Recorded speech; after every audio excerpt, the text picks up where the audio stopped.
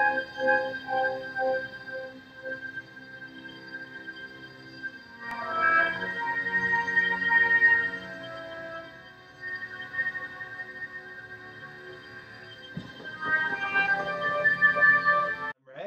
Okay.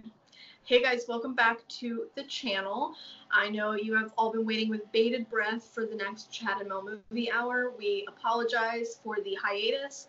Nobody's more ready than we are. To all 103 subscribers, you're welcome.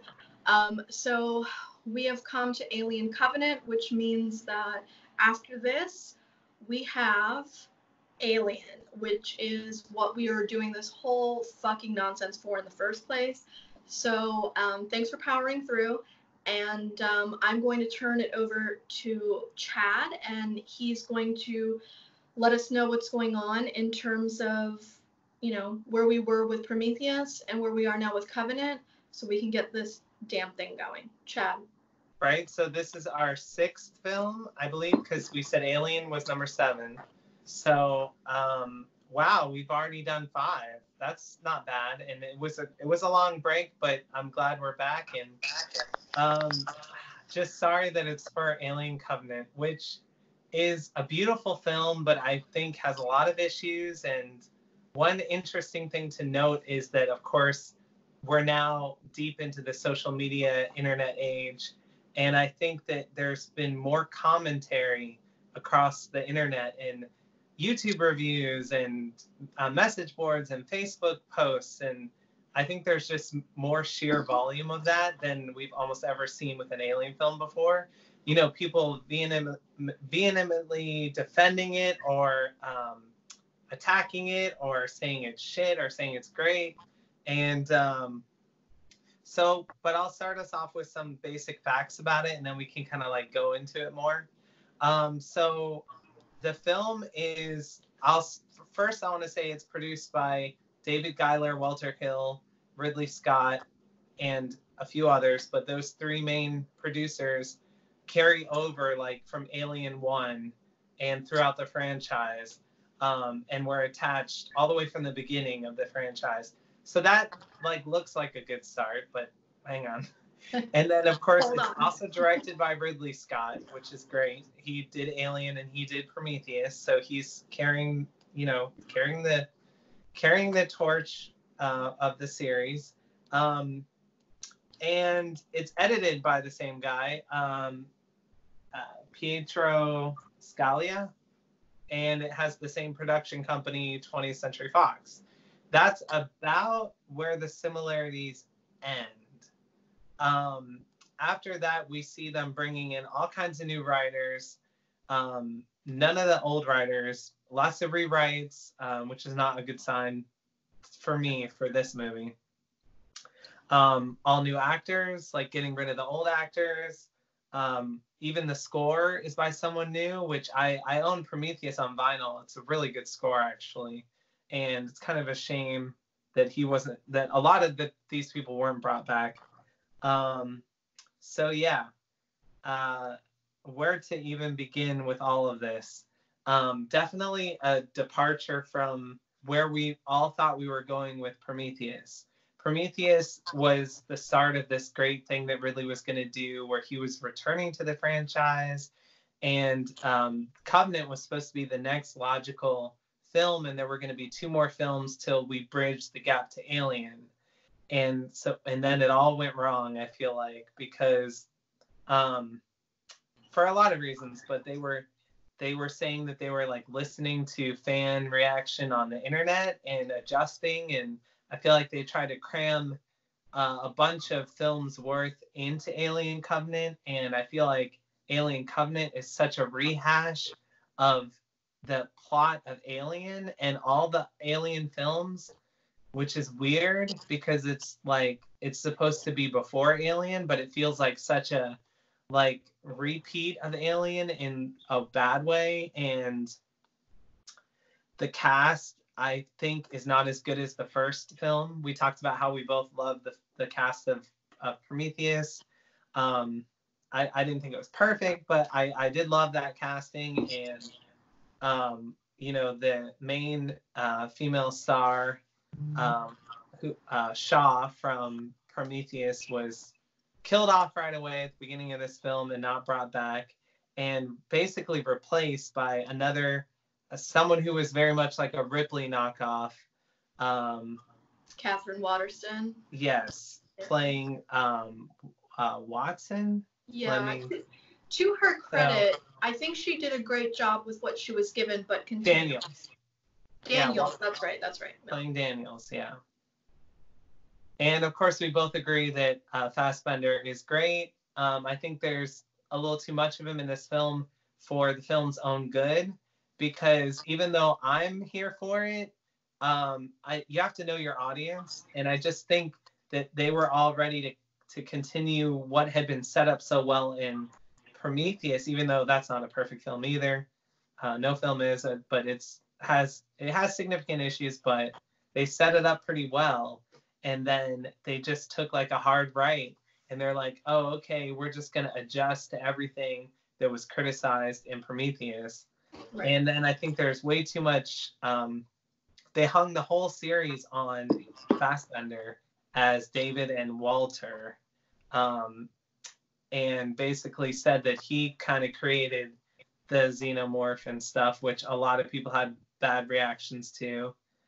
And yeah, and then they try to cram all this like Xenomorph action into the end of the film, and it's just a hot mess. You have a lot of people doing strange things and a plot that's like really super basic.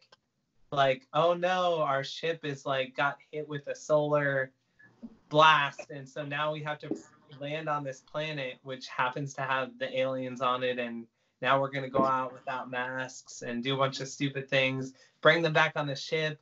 They're going to have an outbreak on the ship, and then the alien's going to get sucked out of the ship in the end. Like, how little imagination do they have to like really put that forward? I mean, it's pretty embarrassing, and I think a lot of people were like, I was just numb when I left the theater. I was just like, did that really happen?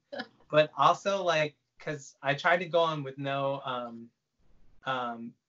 not too like excited. Right, no expectations. Right. But anyway, so that's my spiel to start off with, and why don't you take it for a little bit and talk about your thoughts? Okay, so you just gave me like an inroad to talk for like 2 hours, so I got to be very careful about what points we work with here. So taking your point on this movie being a little bit of a hot mess, and by a little bit I mean a lot of, Prometheus was already kind of an anomaly and a risk in and of itself, being that it wasn't a prequel, it wasn't a sequel, it was alien adjacent, and like, what does that mean?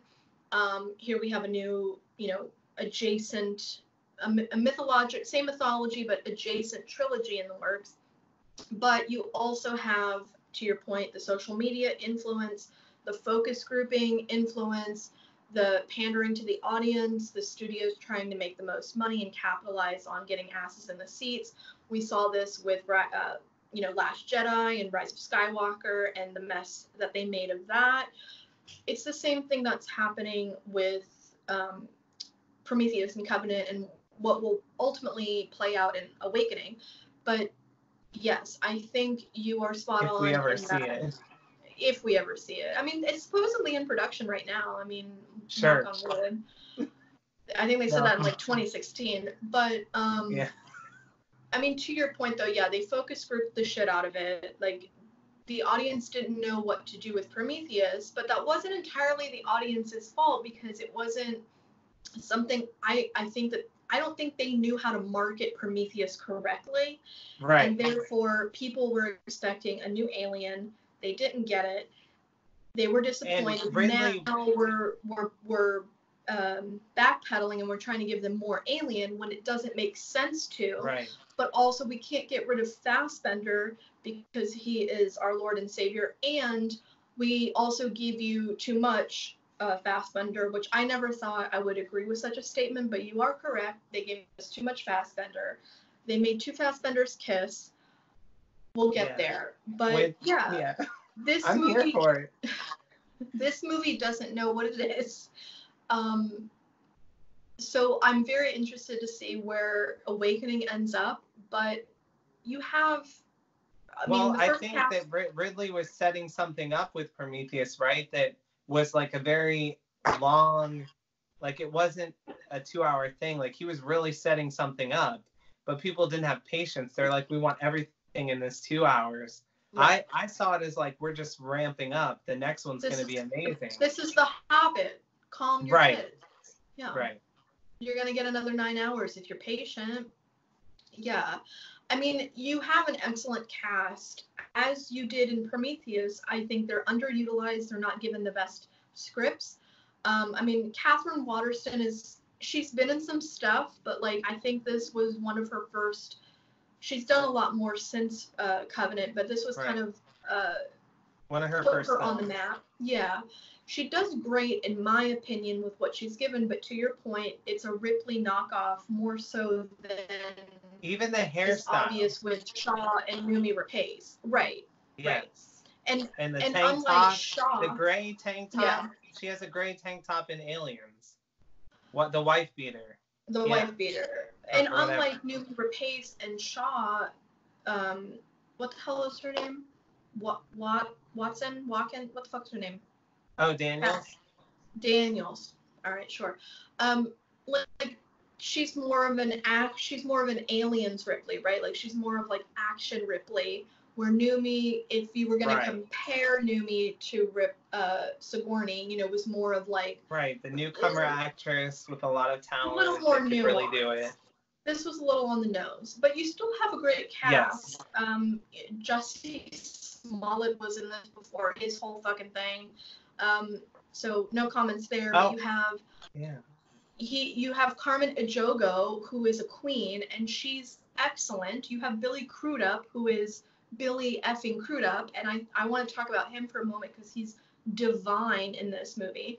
And of course you have Danny McBride, who is a brilliant filmmaker in his own right, or television writer, I would say. He's a comedian too. He is a comedian, and he does play that a little bit in this role, right? Like I don't like that for Alien, because I feel like in Alien and Aliens, the people who were the funniest were not comedians, right? They were just actors with really good roles, and it was more situational. It wasn't like we're gonna get this guy that's actually a comedian for comic relief. You know, I don't know. Yeah, no, I hear that. I think though he didn't take me out of the movie as much as I had expected him to. But that aside, like Carmen Ejogo and Billy Crudup, like were divine and both highly underutilized. And if I may say this about Billy Crudup's character, and I don't know his character's name off the top of my head, but he's basically the captain of this ship in this particular mission. In contrast to Chris Oram is his name and he's the Covenant's first mate. The captain is killed right away. Oh, that's right. Okay, that's right. So I have Wikipedia open here, so blessings to you, sir. So keeping us honest. Crudup is Oram is like the reluctant captain, and what's so amazing about his character is you have this contrast to Noomi Rapace's Shaw, in my opinion, in Prometheus, where she's a woman of science. Her father was a man of faith, and she's grappling with that throughout the film.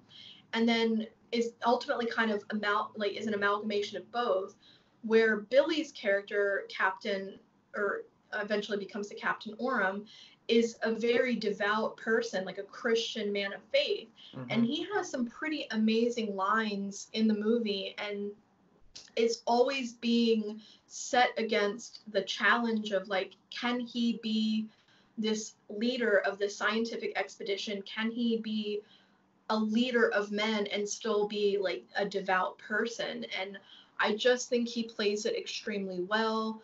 I think he has just some amazing dialogue. I'm trying to find my notes, but I'm just curious what you think about that. Jussie Smollett was in this film, by the way. Yeah, it's an unfortunate moment.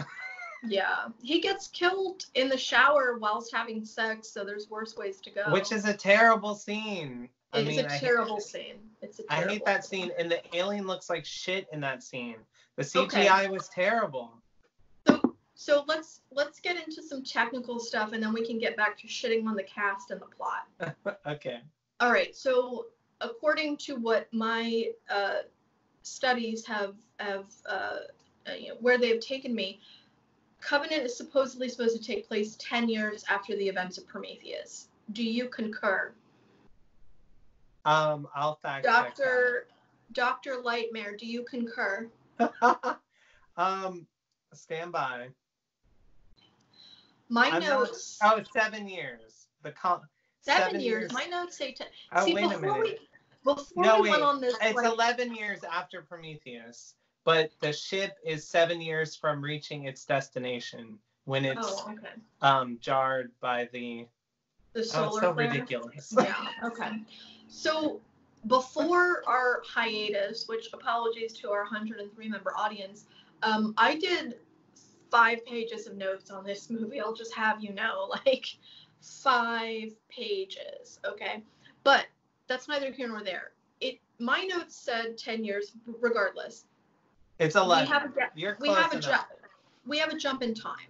So my first question is, at the end of Prometheus, we get introduced to a fetal deacon. Deacon, if you all don't know, is the alien that you see at the end of Prometheus come out of the engineer. Deacon is... No. No,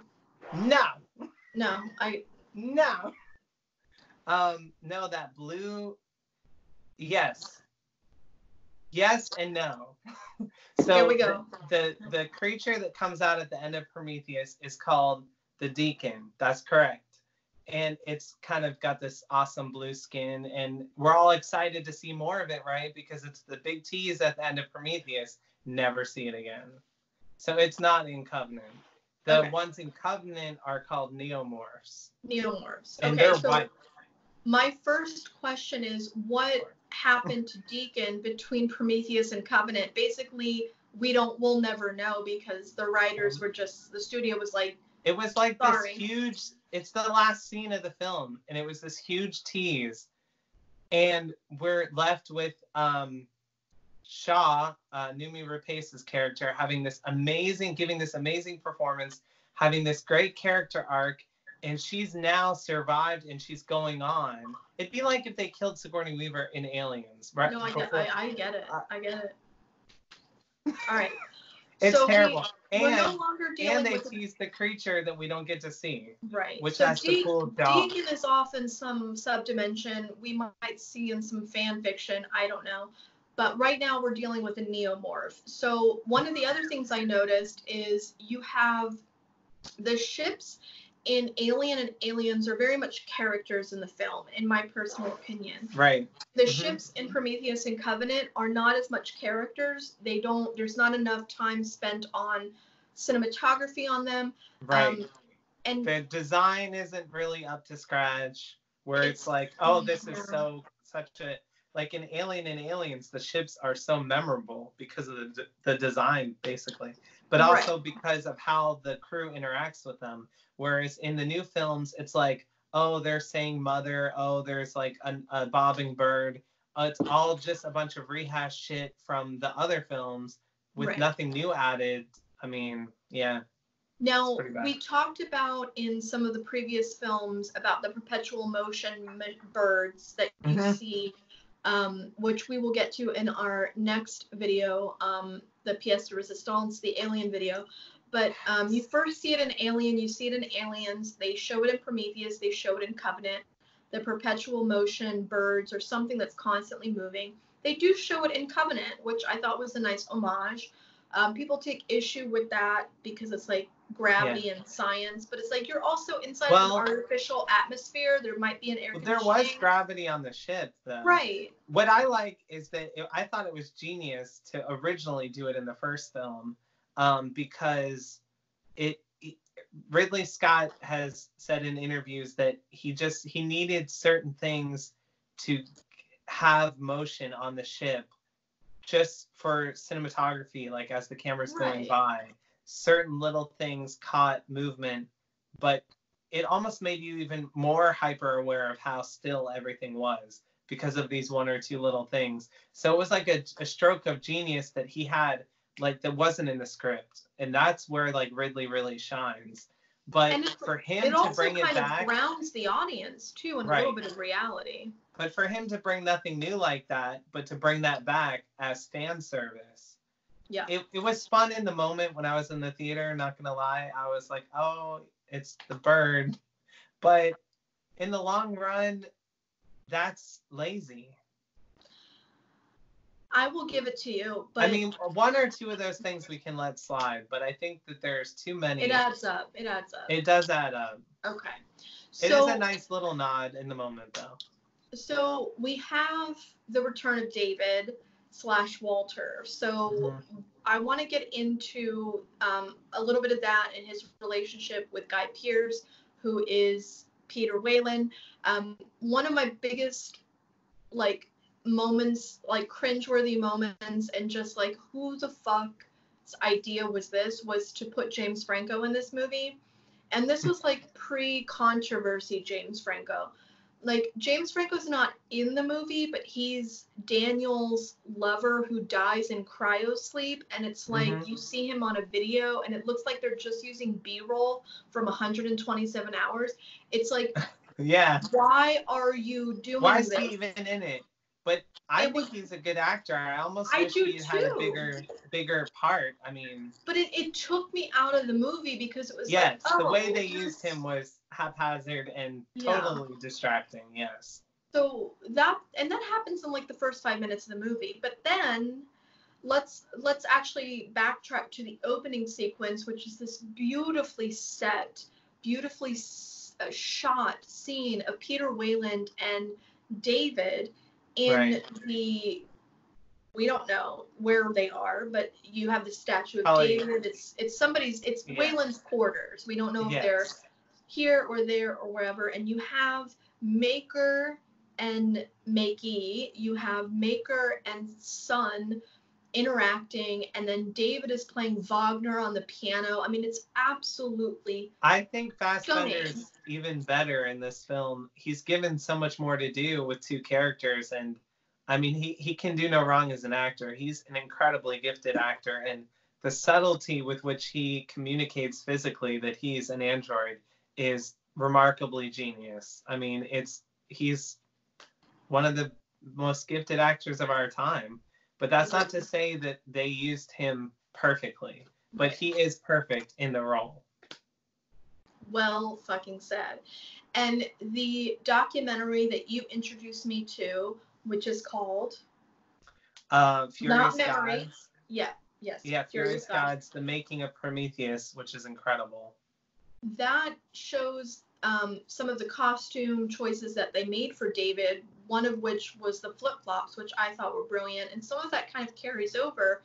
But here you have a new iteration of the synthetic human, which is not David, that shows up in Covenant, and his name is Walter, and he's much more human. He's much more like Walter is to Lance Henriksen as David is to Shaw. Does that make sense? You're losing me. I think I'm tired. Sorry. So Walter's synthetic character, Walter the character is more like Lance Henriksen's synthetic. What was his name? Bishop. Right. Walter's more like Bishop than and David is more like Shaw. In terms of, like, David and Shaw were malevolent and out for science. Like, they wanted to capture the creature, the xenomorph, in this case the neomorph, whereas when you Walter say Shaw, sorry, not Shaw, sorry, Hat, thank you, I'm so sorry. I thought that's what you meant, but then I was just like, Shaw. I'm tired. Okay. Yes, Ash. So Ash was the evil one from Alien, and then Bishop, of course, the benevolent one that Ripley doesn't trust at first, but he really proves his weight in gold by the end of Aliens, the sequel, the second film. Yeah, definitely. And you kind of get he gets to play both sides of the coin in this and be both of those archetypes again, which both have already been done in this franchise. Right. It's cool to see it. I mean, some of it's cool, but I just want to point out all the times that they rehash. Yeah. Because they're not going to get away with it. Yeah, and I think Covenant stole a lot of stuff from Sunshine, which is one of my top like 10 favorite movies of all time, and one of my top maybe five sci-fi movies of all time. Like in terms of the technical stuff going on in the movie, like the solar flares and even like the solar sails on the ship are literally right out of Sunshine. Danny Boyle, blessings to you. But so one of my questions is, who made Walter? Is he just then another product of the Weyland-Yutani Corporation? Like, he's just a new iteration? Like, what are your thoughts on like Walter? Because they don't know that David's not dead. Right. Well, Walter, according to Wikipedia, Walter is a newer model android who monitors the Covenant. And so Walter is the bishop one, the kind one. Right. And then when he encounters David, who is the same David from Prometheus, on this planet, he's all disheveled, he has long hair, it's a whole thing. And David 8, I guess, is his name. He is evil. Yeah. Debatable, but yes. And he's been doing a lot of evil experimentations, right, and stuff like that, and it's a whole thing. And then there's this like really like poor choice of plot where you see it coming a mile away, where they're gonna like switch later on in the film, and it's so obvious when it gets to that point that that's gonna happen. It is, and I think that there's so many like rabbit holes you can go down with like theories on Prometheus and Covenant, and it's hard to keep like this conversation linear because I want to go down all of them. But right. I think having, to your first point earlier on, like too much Fassbender, right? Like, right. Know you your already audience. Have two of them. Right. You already have two of them, but then there's so many scenes and so much of the plot around that point before they finally get off the planet revolves around those two. It's too much. It's too much. And I really enjoy the idea and the plot of a synthetic being the engineer behind the xenomorph that we eventually get to meet in Alien.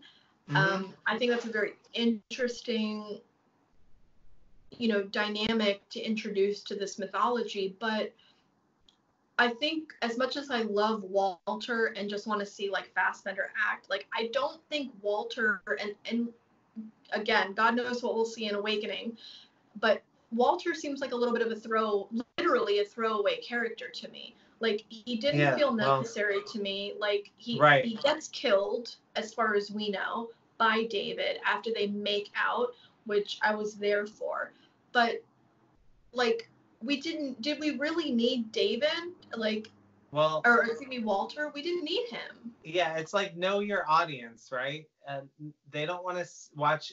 I would be there for like a whole separate movie that was like David, right? Not that character David, but like what they're exploring with that could be could fill a whole other movie very satisfyingly. This isn't the movie that it should be filling. Right. Like you said, I enjoyed it, but I just don't think the audience was ready for the scene of Fassbender with sexual tension with himself. I mean, it was just, I think it made a lot of people like, it just wasn't, it's like know your audience. It wasn't. It alienated a lot of people. Yeah. Right. You have a lot of straight guys in there. Yeah. Whatever. And there's a like the scene where David like makes himself known when they land on the engineer's planet. He's literally dressed like a Jedi. Like it just, there were so many choices that were just like, what the effing F is going on here? So let's talk about the I want to talk a little bit about the spores and like kind of the biology of what's going on in this movie, because it's a little bit different than what they teased in Prometheus. So at the beginning of Prometheus, and Right. I'll link that video, obviously, we talk about, you know, the chronology of the engineers and how that gave birth to humanity, supposedly, allegedly, whatever. But like in this movie, they land on what is it Pt.6 that they're actually officially on? They land on a planet that is Earth-like. I don't know if Right. it's Pt.6, but there's something that's wheat-like on the planet. Right. Pt.6 was, to the best of my knowledge, where they were headed. And then they got this was like a massive detour. This is a detour. Yeah. So we don't know where we are in Covenant. We literally don't know where we physically are planet-wise. Right. Because they're saying that whatever planet this is, it appears more favorable, like more habitable than where they're going anyway, which another stretch. I mean. But it still manages to have an engineer's ship on it, which is like, okay, calm down. What did they just make everybody? Right. The universe is so big. Like, I don't know. There's so many stretches. Unless you could say that it was like all somehow orchestrated, which it very well maybe could have that's been, where he's going. I don't know, but you have, you know, they get detoured, they land on this planet. There are things that look like wheat. They are wheat-like, but these spores from these certain fauna on the planet go into the bodies. Are airborne spores, very similar to what was teased in Prometheus, although that was physically ingested. You have a spore moment. But what was interesting is that when the spores are going into people's noses in Covenant, it makes a harmonic noise, which I thought was a nice callback to Prometheus, because you get the harmonics when David is figuring out how to manipulate the engineer's cockpit. Because it's all sonic based. But also there's no like clearly connected dots. Like what's happening? Yeah. I think this was rushed, and you can, I mean, when you read about it, you I just want to talk real quick about the writing. Please. So the initial screenplay was written by Jack Paglin, who did Transcendence. And Transcendence was a 2014 film with Johnny Depp that was basically a huge critical failure. So that was like his thing. And they're like, let's give him an alien film. No. So then that was in 2013. And then in 2014, Michael Green was hired to completely rewrite it. Michael Green did Blade Runner 2049 later, which is pretty amazing. He did Logan. So he rewrote it, but then Dante Harper wrote a whole new script, but then an extensive rewrite of that. Here come the rewrites. Yeah. Am I no, sorry, no, you're on point. The rewrites are coming. Yeah, so Dante Harper has this whole new script, I guess similar or based, I'm sure he had knowledge of the other scripts. So, but it's like a new script, and then an extensive rewrite of that was performed by John Logan, who I think ultimately gets the writer credit. So the credits go screenplay by John Logan and Dante Harper, based on a story by Jack Paglin and Michael Green. It's like, what a clusterfuck. But I know that's pretty par for the course now with films. I mean, but it just kind of goes to show you how all over the place it was. Yeah. I don't know. I'm sure Scott had input and say into all along the way as well. Because I think he meets with the writers usually in the development stage, and then he gives them kind of a rundown of what his vision is too. So I think he's a part of it. Dan O'Bannon is in the credits of Covenant. Right. But I don't know exactly what that. I think that's more of like it just says based on characters by him. Yeah. Okay. Yeah. So they still call him back, and I think they contractually have to say based on creatures by H.R. Giger, or at least they did for like a really long time. Yeah.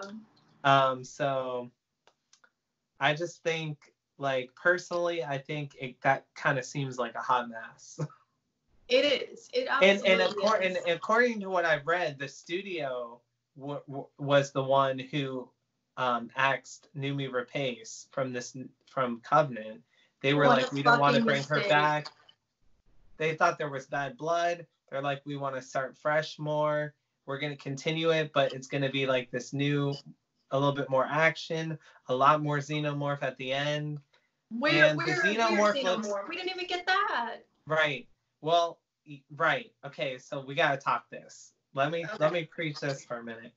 There's a lot of misinformation online. I've read all the official like interviews and magazine articles from the filmmakers' words, and I've seen all the behind the scenes, all that stuff. They never mention that this alien is just like a precursor to the one we all know and love. They basically say, no, that is supposed to be the final Xenomorph, but it's stripped down of all of its biomechanical detail in order to like update it for modern cinema and just do something cool. And that was, I guess, at the suggestion of Ridley Scott. If you watch the behind the scenes, they talk about it pretty blatantly. But anyway, you have all these fanboys online saying, oh no, that's not the real Xenomorph. That's just like I forget what they call it, like a protomorph or something. Yeah. And there's no such thing. That's never been talked about by the filmmakers. Canon. That's like total fan fiction. That was really supposed to be the alien. And the reason it's supposed to be the alien is because they wanted to satisfy audiences. And they're like, we're going to make sure the alien makes it into this film because we think that's what made people unhappy about Prometheus is didn't have enough alien. So, but I think the alien he's got cool aspects in this film, like the chattering teeth, and you can see through the head a little bit and stuff. But I still think it's not biomechanical enough for my taste. I mean, I think it's a disservice to Giger to like why remove detail? If anything, they should be adding detail. It's like not everything has to look like Apple products, just like very sleek. Like some stuff should be like highly detailed, and that's what was so cool about the alien was that it was biomechanical. That was literally the coolest thing about it, and they took it away. And that's why I think fans can't handle it. And they're like, it's not really the Xenomorph yet. But yes, it is. It was the Xenomorph. And I just didn't love the design of it. And especially when it goes CG, like full CG. There were full CG aliens in this film. What's crazy is that they had really good actors playing the alien, if you look into it. Like some really cool, was one really cool guy in particular that's like very tall and elongated, playing the alien, and they had like full suits and everything. But at the end of the day, pretty much I would say most of what you see is CG. And that's pretty shitty when they could have actually done it right. And the CG is so poor in this film. It's way worse than in Prometheus, right? Remember we talked about how in Covenant, you have that little chest burster that's almost fully formed and it's all like crystalline. You can see through it. You mean in Prometheus? Yeah. Yeah. No, in Covenant, the chest. Oh yeah, we were talking ahead of ourselves. Yeah. You see the baby. Yeah. So in Covenant, when that chest burster comes out, but it's almost fully formed, the like CG is like laughably bad. Yeah. Yeah. And it kind of depends on the scene. Like some of the CG kind of works. Definitely like on the planet when they add to the vistas and stuff, the CG is like impeccable pretty much. But when it comes to like the creatures, they should have done those more practical, which I think they were trying to do on set, but then they just finished it in CG anyway, which makes no sense to me because their alien looked pretty badass. I mean, it's not the design I love, but the physical one looked way more badass than the CG one. And the budget was like 40 or 50 million less in this film than it was in Prometheus. So, and I don't know if they didn't have enough time to really finish the CG right or what they were thinking, but I definitely wasn't happy with the CG of the alien, particularly in the shower scene and that chest burster scene. Those are pretty bad. Yeah. And there's a scene where the Neomorph like lunges right at the camera with its mouth, and it's Yeah. really blurry and like it looks very CG. Yeah. So I concur 100%. So much so that I broke out my Apple Pencil so that I could make notes on my notes. 100%. Like, we needed practical. We always need practical. There are certain studios that are like getting on board with that, and like Marvel is starting to get there.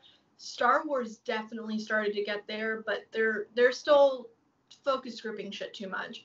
But yeah, when you see Baby Deacon come out, it's too clean. It's like an Apple prototype. You know, you expect Steve Jobs to come out and be like, "This is the new Xenomorph." You know, like Right.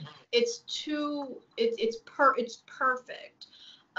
When you see like the sinew fall off of its body, it falls off in like a CG. It's just, we talked Right. about this to death in Prometheus. Like, your Yes. eye recognizes, your brain recognizes practical versus virtual, and your brain will always believe practical over virtual any day. But one of the notes that I made is that the Neomorph that we're introduced to in Covenant, what I noticed was when it was a baby, it moved more animal-like. But as soon as you see it in its adolescent or adult phase, like when it's bombarding everybody in that field of wheat, or Right. like there's several of them, it moves more human. And then when it's fully grown, it definitely moves like a human. Like it's on, you know, it's on 2 feet. Is this screwed up? What am I looking at? This is the chest burster scene from Covenant, just to refresh people. Oh yeah, okay, yeah. It's too slick. Of the bad CG. Look at the blood. You can even tell. Nothing in like a moves like monitor that.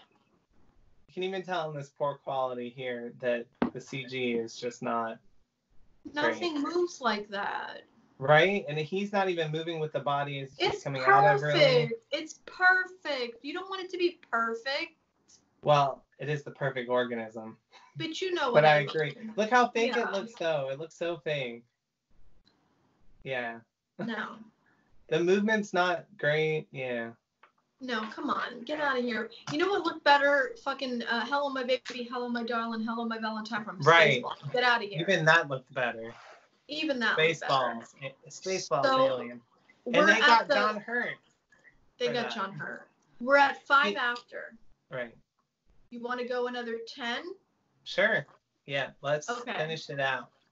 I have so much more to say, but I don't think we're going to get it all in one video. So, what else do you want to talk about? Because I want to talk a little bit more about Billy Crudup and religion, and I want to talk a little bit about some of the quotes that Walter makes, and like the synthetic stuff being like the creators versus like the engineers, and like. Sure. I know that's like a big conversation. I'm good with everything I said, so you just lead us in those areas, and I'm good with that. Okay. So, you know, with regards to the Neomorph, it's imperfect, but I do like that you can see the teeth. I did like how you could a little bit see through the skull cap, as it were. I don't know what it's referred to. But you have a mythology that was already established with the original Aliens, Aliens, and Alien 3. Then here comes Ridley again. Daddy's like, I'm going to give you my own moment. And Prometheus's mythology, in my opinion, in no way syncs with Covenant's. There are connections and there are dots that you can connect if you're like on a subreddit and you're like masturbating and you're like, yeah, that makes sense. But like otherwise, like there's no straight lines, right? Like, so true. We could have, to your point, a whole movie and a whole mythology around the engineers or around the synthetics.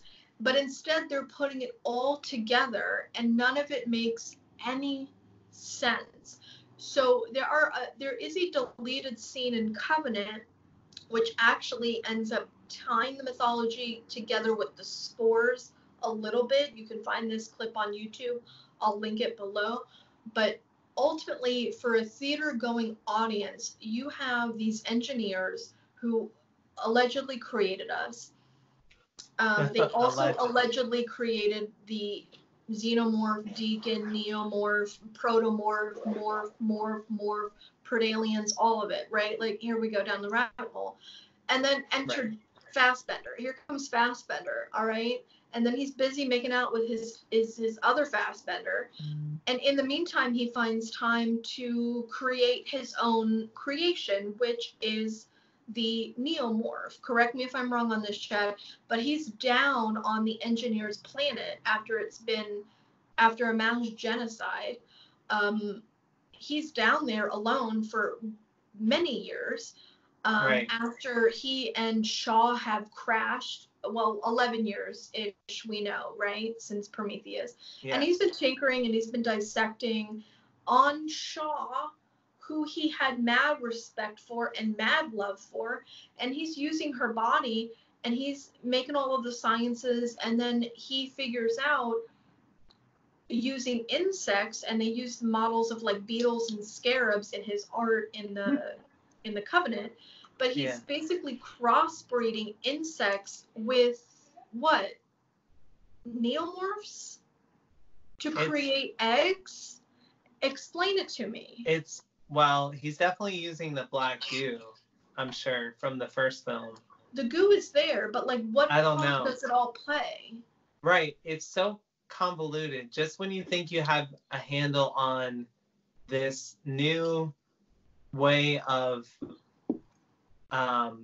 this new like life cycle that they set up in the first film, it's like, forget all that. Like, it's a whole totally different thing now. It's crazy. But I kind of like that it's opened up to like genetic warfare, like, because genetics are so complicated. Like, so much is possible genetically with morphing and all this different stuff that they're trying to explore. So I think they're trying to say it's not just one organism. It could be like a whole world of different types of organisms. But again, I think this is the wrong series to explore those kind of things in. Agreed. It's the genetic morphing we talked about in the Prometheus video to a good extent, I think. I mean, that's the rabbit hole you can really go down to with Prometheus and Covenant, and I think it's delicious, but it's also like there's no hard and fast stop on it, and the deleted scene actually gives you more of an answer. I don't know why they chose not to include it, but the deleted scene basically shows David leading Captain Oram, down to basically be the incubator for the chest burster, as it were. But on the way down, he gets him to inhale the goo spores. So you have goo, you have spores, you have goo spores, you have like just so much going on. Back bursters, neomorphs, chest bursters, aliens. Neck bursters, like too many fucking things. Insane. But I do want to say this. Face huggers. Yeah, but I mean, like, I don't know. Like, Take your pick. Yeah, just too many things. It's too sad and cruel that they did away with Noomi Rapace the way they did, I think. And I know you're not the biggest Charlize fan, but they threw her character away. She's the fucking heir to the Wayland Empire, and they just fucking threw her away. That could have been like a iconic character to play with in the future. Yeah. Father. They threw it all away. They had a good thing going, and they threw it all away. I will say there are two things that I loved from Prometheus and Covenant. One was in Prometheus, you had a little bit of like that grounding element with Idris Elba's character being singing Crosby, Stills, Nash and Young, and supposedly having Stephen Stills accordion. And then in this movie you have John Denver, so you have a little bit of a musical grounding moment, which I loved. But I really did enjoy the trajectory of Shaw being a woman of science, coming from her father, a man of faith, and then I thought Shaw was a woman of faith, because she's the one that wore the cross, and her boyfriend was like always testing her, and he was more coming from a place of science. Yes, absolutely, but she was still on a scientific expedition. She was kind of agnostic, is how I read it.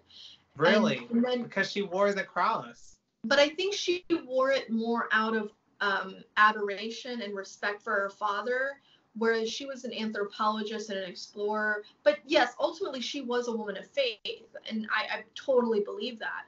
And she was the perfect amalgamation of like how you can be both and. But then you have Billy Crudup, Captain Orham's character in this movie, who is a devout Christian, and he says stuff. I mean, he has some great fucking lines in this movie. You can't be a person of faith and be expected to be logical at the same time. So he's being constantly questioned existentially. And then you have David, who in the first movie went down the Lawrence of Arabia rabbit hole, and that's a whole delicious moment. And in this movie, he's quoting Lord Byron, and he says, my name. He quotes, "My name is Ozymandias. Look upon my works in despair." As you get the cliffhanger at the end of the movie, where it's all of this was so great. The philosophical injection that they put into the series was not a misstep, but I think the way they apply it, the way that it like overtakes the film, is a big problem. Do you know what I mean? Like a little goes a long way. Like a little of that goes such a long way, and I just think they just derailed this whole series. Especially when you have somebody as capable as Fassbender to act. Right. You can play the subtlety. Play it for subtlety. Yeah. But I would have loved to have seen more alien, just like everybody else. And so at the end of this movie, we're left with, the big finale where the Xenomorph, fully grown, hops onto the ship and is attacking Daniel. That scene looks like dog shit, by the way. When it's like crawling around the ship and it's like has no detail on it and it looks blurry and it's like too slick. It's really bad CG. It's bad CG. It's bad CG, but it's also bad storytelling because. Right. Because we've seen it before. Who is he? Like, where did he come from? Okay, so David made him. Fantastic. But, like, we lost Deacon. Like, there's just, like, these gaps in the mythology. I think the answer David made him, it was such a letdown for fans of this series who, since 1979, have been going to see these films. And it's just like, okay, this guy David, who's just an android like Ash or Bishop, is the one that created him. There wasn't like enough gravitas of this character to really suggest that the whole origin of the alien sprung from him. I mean, as great as he is as an actor, that character, something just didn't fit. And I think fans felt really slighted by that choice. Because I think if you're gonna make the synthetics the engineers of the new iteration, anyways, of the whatever morphs, the Chad and Mel morphs, like you would think that like Ash would have passed down some knowledge to Bishop, and Bishop would have passed like there would have been some mythology of like what the synthetics learned and passed down, but you don't have that. So now it's just like this new. Here you go. Well, I think it could be, different companies making different machines and not wanting them to cross communicate in a way, and I mean, could be, but I see what you're saying there. That it's almost like out of nowhere, this one just comes and figures it out. Right. It's weird. It is really weird. The whole thing is so weird. The whole thing makes you feel like the alien is just one of many creatures. When you watch the original film, what's so great about the alien is how exceptional it is. in the whole universe.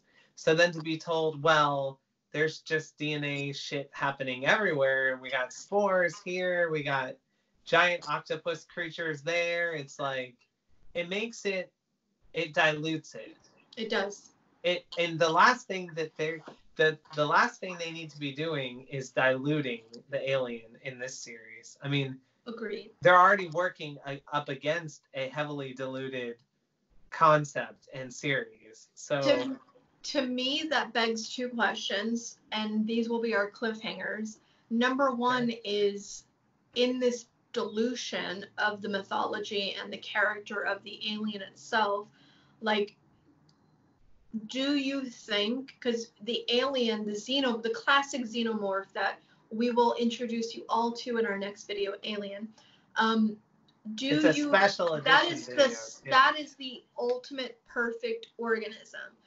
But my question is, now that we have this adjacent mythology, is not David also the perfect organism?